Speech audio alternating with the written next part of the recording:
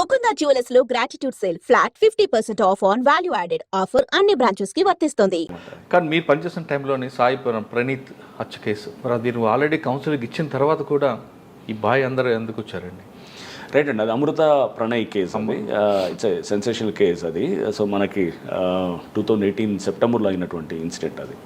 So దీని మీద కూడా పలు సందర్భాల్లో మాట్లాడాము. సో ఇది నేను వెళ్ళినప్పుడు యాక్చువల్గా అక్కడ నేను ట్రాన్స్ఫర్ అయ్యి పోస్టింగ్ వెళ్ళినప్పుడు నేను ఐజీ గారిని కలిసాను. అప్పుడు ఐజీ స్టీఫెన్ రవీంద్ర గారు ఉండేవారు అండ్ పాత ఎస్పీ కూడా నా ముందు శ్రీనివాస్ ఉండేవారు. శ్రీనివాస్ అని ఆయన కూడా నాకు చెప్పారు, ఐజీ గారు కూడా చెప్పారు నాకు ఏంటంటే కొంచెం అక్కడ ఏదో ఇష్యూ ఒకటి, అమ్మాయి వైశ్యాస్ అమ్మాయి, అబ్బాయి ఏమో అతను వచ్చేసి ఎస్సీ పిల్లగాడు, సో కొంత ఇష్యూ ఏదో తయారవుతున్నది, కొంచెం జాగ్రత్త అని చెప్పేసి మీరు ఒకసారి ఏంటంటే నేను న్యాచురల్గా చేరిన తర్వాత మారుతిరావు అని వాళ్ళ అమృత అనే వాళ్ళ ఫాదర్ని పిలిచాను.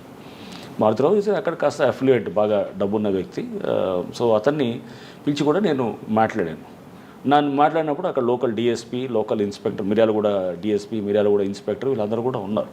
అందరినీ పెట్టి నేను మాట్లాడి ఇతను మారుతిరావు మిర్యాలగూడ అతను. సో చెప్పినప్పుడు అతను నార్మల్గా ఏమన్నాడు, ఈ అబ్బాయి అప్పటికే మ్యారేజ్ అయ్యింది, వాళ్ళది మ్యారేజ్ అయింది జనవరిలో అనుకుంటా, వాళ్ళు ఆర్య సమాజ్లో మ్యారేజ్ ఏదో చేసుకుంటారు. చేసుకున్న తర్వాత సార్ నాకు వాళ్ళిద్దరు ఏదో సరే నేను అమ్మాయి నా ఒక బిడ్డే, నేను ఆ మ్యారేజ్ నాకు ఇష్టం లేదు, ఇప్పుడు చేసుకున్నారు కాబట్టి ఇక నేను చేయగలిగేది కూడా ఏమీ లేదు, వాళ్ళ దారి వాళ్ళది, నా దారి నాదే అనేటట్టు చెప్తూ బాధపడుతూ అతను కొంచెం కన్నీళ్ళు పెట్టుకోవడం చేస్తాను. సో మనం తండ్రిగా ఒక తండ్రి జనరల్గా జరిగేది ఇదే అన్ని కేసుల్లో. వాళ్ళు ఏంటంటే అయిపోయింది కదా ఇక ఏముందిలే, వీళ్ళు ఎవరి దారి వాళ్ళది అనుకుంటారు. సో మేము సరే జాగ్రత్త మారుతిరావు, మీరు తప్పుడు వైపు ఎలాగో ఆలోచన చేయకుండా చూడండి అని చెప్పినాము. ప్లస్ మా వాళ్ళకు కూడా నేను మళ్ళీ అతను వెళ్ళిన తర్వాత కూడా కొంచెం జాగ్రత్తగా గమనిస్తుండండి. అట్లా మనం ఇది ఏంటంటే అంత ఈజీగా తీసుకోవడానికి లేదు, మనం గమనిస్తూ ఉండాలి, కొంత ఇన్ఫర్మేషన్ తీసుకోవాలని. సో ఇతను అప్పుడు ప్రెస్ మీట్లో కూడా నేను చెప్పాను ఇదంతా కూడా. సో తర్వాత ఏంటంటే ఇతను బాగానే ఉన్నాడు, బాగానే ఉండి ఈ అమ్మాయి ప్రెగ్నెంట్ అయింది. ప్రెగ్నెంట్ అయిన తర్వాత అమృత ప్రెగ్నెంట్ అయిన తర్వాత ఈ అమ్మాయిని అంటే వాళ్ళు ఏ విధంగా అయిందంటే ఇక ఇంట్లో ఈ తల్లి కూడా బిడ్డతోటి అంటే కాంటాక్ట్ రావటం, అంటే అప్పటిదాకా మాటలు లేనటువంటిది మెల్లిగా ఇదయ్యి ఒక రిసెప్షన్ కూడా ఆర్గనైజ్ చేశారు. ఆగస్టులో ఒక రిసెప్షన్ ఆర్గనైజ్ చేస్తారు. ఎవరు వీళ్ళు, ఈ ప్రణయ్ వాళ్ళ తల్లిదండ్రులు వాళ్ళు ఆర్గనైజ్ చేస్తారు మిర్యాలగూడలో. ఆ రిసెప్షన్ కూడా ఆర్గనైజ్ చేసి దాంట్లో వీళ్ళని అక్కడ ఊర్లో అందరినీ పిలిచి అంత విందు అదంతా చేయడం జరుగుతుంది. వీళ్ళు రారు, తల్లిదండ్రులు రారు, ఇలా రారు. బట్ అంత తెలుస్తుంటుంది ఊర్లో ఇదంతా పెద్ద ఎత్తున చేసి ఇదంతా చేస్తున్నప్పుడు ఈ పక్కన ప్రణయ్ ఫ్రెండ్స్ ఉండేవాళ్ళు, వాళ్ళు కూడా ఏంటంటే కొంతమంది ఎక్కించేవాళ్ళు ఉంటారు, ఇట్లా ఉండి చూడు ఇట్లా అంటున్నాడు అట్లా అని తీసుకెళ్ళేదో మాటలతోటి వాడు ఇట్లా తాగున్నప్పుడు ఏదో మాటలు అది ఉండేదాన్ని కూడా ఇతను ప్రణయ్ అని మాట్లాడుతుందని కూడా వాళ్ళు రికార్డ్ చేసి వినిపించటాలు మారుతిరావుకి, అతను ఇన్ఫార్మెంట్స్ లాగా కూడా ఉంటూ అతనికి షేర్ చేస్తుంటేవాళ్ళు అన్నమాట. సో ఒక రకంగా ఇదంతా మధ్యలో ఇదంతా కూడా ఉండటంతో మారుతిరావు బాగా పెట్టుకున్నాడు. యాక్చువల్గా ఫస్ట్ నుంచే ఇది ఉన్నది కొంత ఇది ఇంకా పెరుగుతూ వస్తుంది అనమాట. అంటే అతను ఆ పిల్లవాడి మీద కక్ష అనేది పెరుగుతూ వస్తూ నా బిడ్డని, నా కంట్రోల్ ఉన్న బిడ్డని, అతను అల్లారు ముద్దుగా పెంచుకున్న బిడ్డని అతను తీసుకొని వెళ్ళి, అతను యాక్చువల్గా డిగ్రీ అవ్వలేదు, బీటెక్ ఏదో జాయిన్ అయినట్టుంది. సో ఈ అమ్మాయి కూడా 10th ఇంటర్మీడియట్ అయిపోయినట్టుంది. అప్పుడు నాకు ఇంకా పూర్తిగా అన్ని డీటెయిల్స్ గుర్తులేదు, ఎందుకంటే చాలా టైం అవుతుంది, అప్పుడు 6 years అవుతుంది. బట్ వాట్ ఎవర్ అదైనా కానీ కూడా వీళ్ళిద్దరూ చిన్నప్పటి నుంచి స్కూల్లో వాళ్ళిద్దరి మధ్యలో ఫ్రెండ్షిప్ ఉండింది. తర్వాత అది మెల్లిగా వాళ్ళు ఇంటర్మీడియట్కి వచ్చేటప్పటికి ఇదైంది. తర్వాత ఈ అమ్మాయి ఇంటర్మీడియట్ అయ్యే స్టేజ్లో 18 ఏళ్ళ వయసు వచ్చేటప్పటికి వీళ్ళకి తర్వాత ఇంటి నుంచి వెళ్ళిపోయి పెళ్లి చేసుకోవటం, ఆర్య సమాజం అక్కడ చేసుకొని హైదరాబాద్లో మళ్ళీ సర్టిఫికేట్ తీసుకొని వచ్చి ఇంటికి మళ్ళీ వచ్చి అక్కడే ఉన్నారనమాట. ఇది హైదరాబాద్లో ఉన్నారు, అది మిర్యాలగూడలో ఉన్నారు. సో ఇది జరిగినప్పుడు ఇతను ఫస్ట్ నుంచి కూడా లోపల కొంత అది తీసుకోలేకపోతున్నాడు, ఎందుకంటే ఒక్కతే బిడ్డ, లేక పుట్టిన బిడ్డ, డబ్బు బాగా ఉంది. అండ్ ఇతనికి ఫస్ట్ నుంచి కూడా కొంత ల్యాండ్ ఇష్యూస్లోకి వెళ్ళున్నాడు. సో అక్కడ వీళ్ళు ఉండేవాడు బారీ అని అతను ఒక కేసులో ఇతనికి అక్కడ ల్యాండ్ ఇష్యూస్లో కూడా అక్కడ దాంట్లో తగిలాడు అనమాట. ఇప్పుడు 2012-13 ఆ టైంల నుంచి అతను ఒక ముద్దాయిగా వస్తుండేవాడు. ఆ కాంటాక్ట్ తోటి కూడా అహ్మద్ బారీ అని చెప్పేసి ఆ కాంటాక్ట్ తోటి నెక్స్ట్ ఇతను వాళ్ళతోటి లైనప్ చేసుకొని నెక్స్ట్ అస్గర్ అలీ అని చెప్పేసి దాంట్లో A1 ఏది ఇప్పుడు ఈ కేసులో ఏది మన మారుతిరావు కేసులో A2, అంటే ఫస్ట్ ఈజ్ A1 ఈజ్ మారుతిరావే, A2 ఈజ్ అస్గర్ అలీ. అస్గర్ అలీ అంతకుముందు హిరణ్ పాండ్యా అని ఒక మినిస్టర్ని చంపిన గుజరాత్లో అతను హోమ్ మినిస్టర్గా కూడా చేశారు. సో ఆయన చంపిన దాంట్లో కూడా అస్గర్ అలీ A1 బారీ మొహమ్మద్ బారీ అనుకోండి. మొహమ్మద్ బారీ వాజ్ A11 దాంట్లో. సో అంటే అక్యూజ్ 11 అనమాట. సో వీళ్ళు దాంట్లో కూడా ముద్దాయిలు అనమాట. సో చాలా నోటోరియస్ ఫెలోస్ వీళ్ళంతా ఏంటంటే ISI ట్రైనింగ్ తీసుకొని ఇతను అస్గర్ అయితే చాలా ఇదిగా ఉండేవాడు. సో అప్పుడు తర్వాత దాంట్లో ఇది కూడా వచ్చింది, లైఫ్ ఇంప్రిజన్మెంట్ కూడా పడ్డది దాంట్లో. సో అస్గర్ని బారీ ద్వారా కాంటాక్ట్ చేశాడు ఎవరు ఇతను చేసి, అక్కడ లోకల్గా అప్పుడు కాంగ్రెస్ లీడర్ ఒక అతను ఉండేవాడు, జావేద్ సంథింగ్ ఏదో ఉండేది, అతను ఒక లోకల్ కాంగ్రెస్ లీడర్ ఉండేవాడు ఆ టైంలో. అతను టౌన్ కాంగ్రెస్ అధ్యక్షుడు అక్కడ, ఏది మన మిర్యాలగూడలో అక్కడ ఉండేది. అతని ద్వారా కూడా వీళ్ళు అంటే దానికి పార్టీలు ఏం లేదు దీంట్లో. అంతా ఏంటంటే అప్పుడు ఇది అతను వాళ్ళ అంటే భారతీరావు క్లోజ్ ఫ్రెండ్ కూడా అతను. అట్లా పార్టీల పరంగా ఇదనేది, ఎందుకంటే వీళ్ళు ఎంఐఎం, మారుతిరావు ఏమో TRS పార్టీలో ఉండేవాడు అప్పుడు, ఇక్కడ ఇతనేమో కాంగ్రెస్లో ఉండేవాడు. ఇట్లా అంతా పార్టీలు కాదు, అంటే ఫ్రెండ్షిప్ అనమాట. సో ఇలా ఉండింది. వీళ్ళందరూ దాంట్లో ఇచ్చేస్తూ ఈ మారుతిరావుకి సరే వీళ్ళు మారుతిరావు లైనప్ చేసుకున్నాడు, అంటే ఇతన్ని ఎలిమినేట్ చేయాలనుకునేది క్లియర్గా లైనప్ చేసుకున్నాడు. September 14th అనుకుంటా అప్పుడు మర్డర్ చేయడం జరిగింది. చేసిన తర్వాత రోడ్డు మీద నరికి అతను వాడు బీహార్ నుంచి వచ్చిన వాడు ఎవడైతే ఉన్నాడో వాడు A2 వాడు, A3 ఈజ్ అస్గర్ అలీ.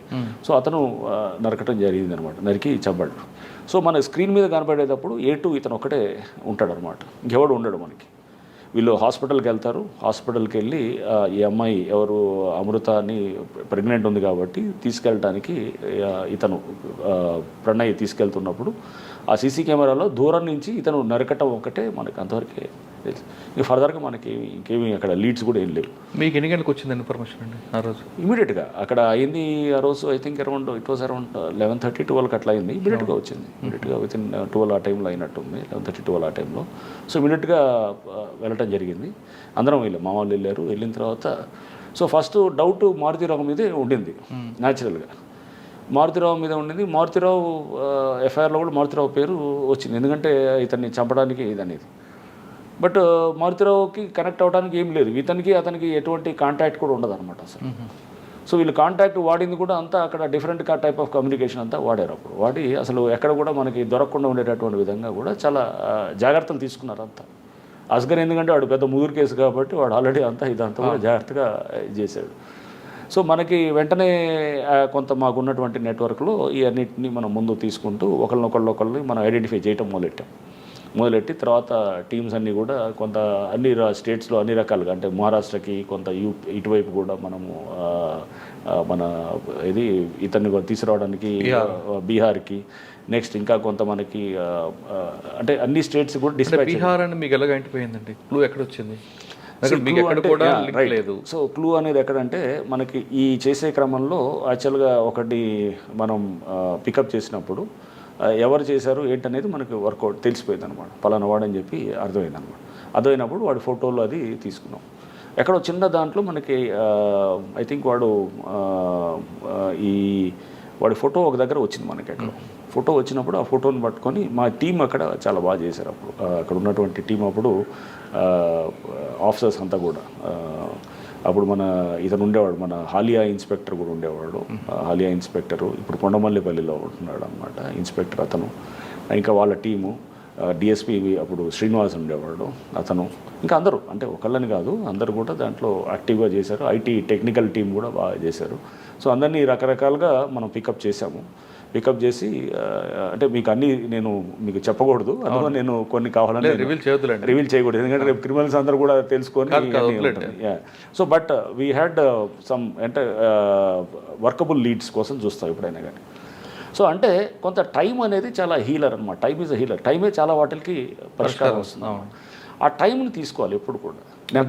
అక్కడ టైం ఇవ్వలేదు, టైం లేదు, అతను తొందరగా యాక్ట్ చేస్తున్నాడు అనమాట. యాక్ట్ చేసి ఏం చేశాడు, అమ్మాయిని హడావుడి పెట్టి లేదు ఇట్లా అమ్మాయిని ఇంట్లో పెట్టేసి బయటకు వెళ్ళి ఇచ్చేవాడు. అమ్మాయి ఇంట్లో నుంచి పారిపోయి పెళ్లి చేసుకోవడానికి వెళ్ళిపోయింది. సో కొంచెం ఇదే కాకుండా వీళ్ళిద్దరు కలిపి ఒక వీడియో చేశారంటే బిఫోర్ మ్యారేజ్ అవును. ఆ వీడియో కూడా వీళ్ళు ప్రొవొకేషన్ అదే ఇవన్నీ ప్రొవొకేషన్ తోటి ఏమయ్యాడు ప్రొవొకేడ్ పిల్లలకి మనం వాళ్ళు తెలిసి తెలియకుండా చేసినప్పుడు వాళ్ళు మనల్ని ప్రొవోక్ చేస్తే మనం రియాక్ట్ కావాల్సిన అవసరం లేదు కదా అక్కడే కదా మెచ్యూరిటీ ఒక తండ్రిగా వచ్చేది సో మీరు వాళ్ళకి మనం నచ్చ చెప్పి వాళ్ళకి ఆ ఎమోషన్స్ని వాళ్ళని కొంచెం మనం వాళ్ళకి జాగ్రత్త అర్థమయ్యేటట్టు చెప్పి ముందు పేషెంట్గా ముందు మన క్లారిటీ ఉండాలి ఒక తండ్రిగా మనకి చాలామందికి తెలియదు ఎలా హ్యాండిల్ చేయాలి రిలేషన్షిప్స్ అని ఎందుకంటే ఇవన్నీ మనం కింద మీద పడి నేర్చుకునేది ఉంటున్నాను సో దీనికి అసలు హ్యూమన్ రిలేషన్స్ ఎలా హ్యాండిల్ చేయాలి పిల్లలతో ఎలా హ్యాండిల్ చేయాలి పిల్లలతో టీనేజ్లో ఉన్నప్పుడు ఎలా హ్యాండిల్ చేయాలనేది ప్రతివాడికి అర్థం కాని ప్రశ్న అనమాట ప్రతివాడు we undergo through the same process అన్నమాట అందరికీ తెలుసని నేను అన్ను చాలామందికి తెలియదు ఇంకా మనకి ఇప్పుడు మన పిల్లలతో ఎలా హ్యాండిల్ చేయాలనేది ఇది అనేది అర్థం కాని ప్రశ్నగా ఉంటుంది చాలా సందర్భాలు ఇంట్లో చుట్టుపక్కల తల్లిదండ్రులతోటో లేకపోతే బంధువులతోటో అనేది ఎప్పటికీ అది అర్థం కాని ఇష్యూగా ఉంటుంది నిరంతరం నేర్చుకుంటూ ఉండాలి దీంట్లో కూడా ఇంట్రాగేషన్లో మారుతిరావుతో అంటే హత్య జరిగిన తర్వాత ఫస్ట్ వాళ్ళు తీసుకొచ్చారు వాళ్ళ కన్ఫెక్షన్లో మారుతిరావు పేరు వచ్చి ఉంటుంది మారుతిరావు తీసుకురాగానే మీరు మాట్లాడినప్పుడు మారుతిరావు చెప్పేవి ఏంటండి మారుతిరావు ఏమాత్రం ఒక బాధ అని వచ్చిందంట మారుతిరావు ఫస్ట్ చాలా క్యాజువల్గా ఉన్నాడు ఎందుకంటే అతను అప్పుడు టీఆర్ఎస్ లీడర్ అక్కడ టీఆర్ఎస్ లీడరు బాగా డబ్బున్నాడు అక్కడ ఈ వాజ్ లైక్ అతను హిందూ వాహిని దాంట్లో కూడా అక్కడ ఏదో లోకల్గా ఇతను ఉండేవాడు డబ్బు ఉన్నది కొంత పరపతి ఉంటుంది న్యాచురల్గా ఏం చేస్తాడు అతను అనుకుంటాడు ఏముంటుందో ఇదంతా పోలీసు మామూలు కదా మేనేజ్ చేసుకోవచ్చు అని నేను ఫస్ట్ ఇంట్రాగేషన్ కూడా ఎప్పుడు నైట్ నా ఆఫీస్లోనే క్యాంప్ ఆఫీస్ తీసుకొచ్చారు రాత్రి అరౌండ్ 3 అయింది రాత్రి 3ంటికి కూర్చొని మంచిగా అతన్ని ఎదురుగా కూర్చోబెట్టి ఇప్పుడు మీరు నేను ఎలా ఉన్నాం అట్లనే కూర్చొని టీ కూడా తీపిచ్చి కూర్చోబెట్టి మంచిగా మాట్లాడుతున్నాం ఇంట్రాగేషన్ అంటే తీసుకొచ్చి కొట్టేది కాదు అతను ఒక తండ్రిగా అతను ఇది ఉన్నప్పుడు నేను అర్థం చేసుకోవాలి అతని పెయిన్ని కూడా బట్ మర్డర్ ఈజ్ మర్డర్ తప్పకుండా నువ్వు ఒక వ్యక్తిని చంపడం అనేది చిన్న విషయం కాదు కదా నువ్వు ఎలా చంపుతావు అంటే నీకు నచ్చకపోతే కనుక నీ పేరెంటింగ్ తప్పు వల్ల నువ్వు సరిగ్గా అండర్స్టాండ్ చేసుకోకపోవడం వల్ల రిలేషన్షిప్